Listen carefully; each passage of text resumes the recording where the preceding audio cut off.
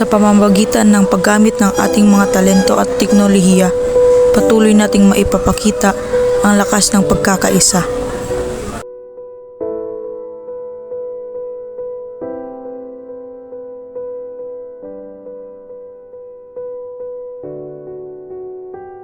Sa kanyang paglalakad, nakaramdam siya ng lungkot at inggit.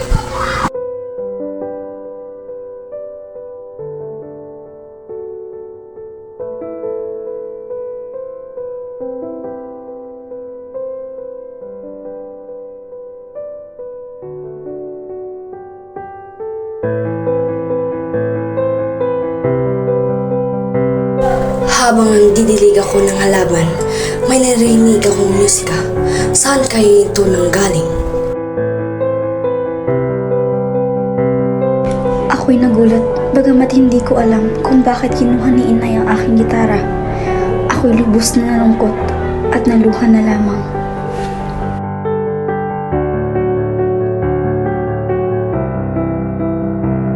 Hindi ko alam kung paano ako magpapaalam sa aking ina na sasali ako ng paligsahan sa aming paaralan.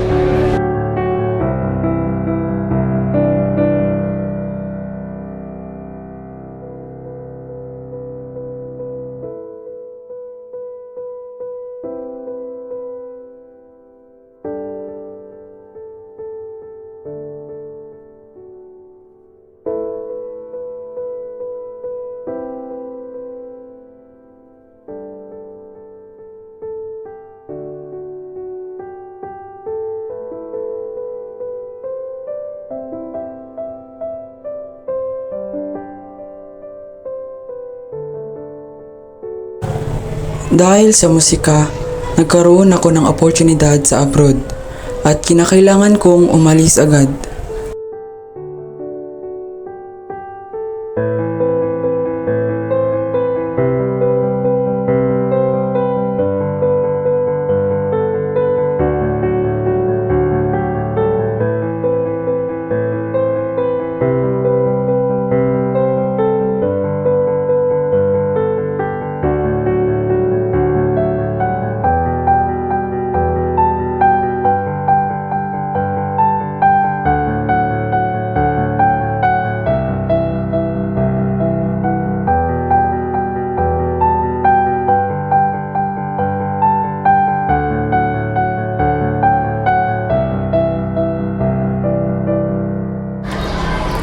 Sa aking paghahalughog, nakita ko ang kantang isinulat ng aking ina.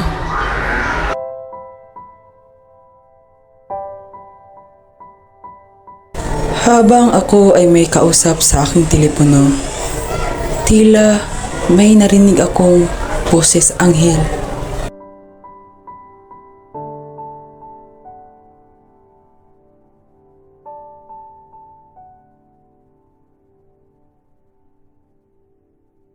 Nilapitan at niyaya ko siyang maging kasama ko sa awit tanghalan.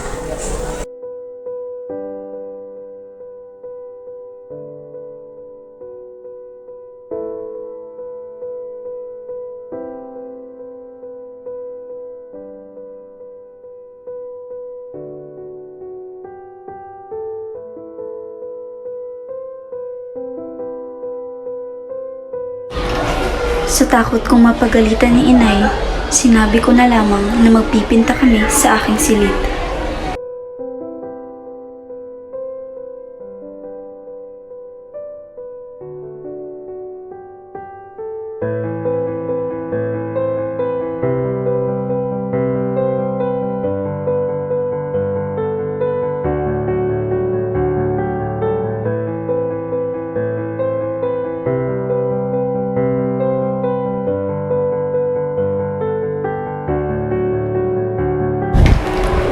Nalito ako kung bakit ako tinanong ni Inay kung sino ang ama ng aking kaibigan.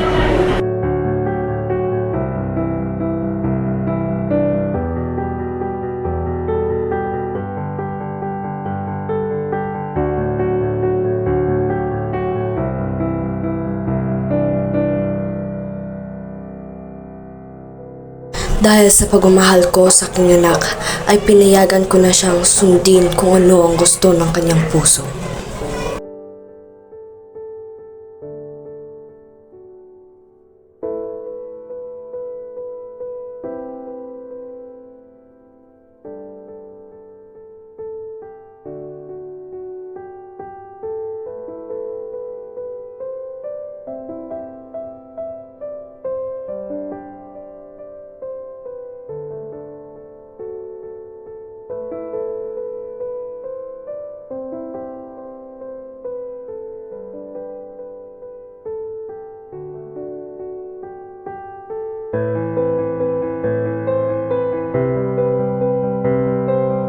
Pagkatapos nun, palagi na niyang pinapayagan ang kanyang anak na sumali sa mga patimpalak.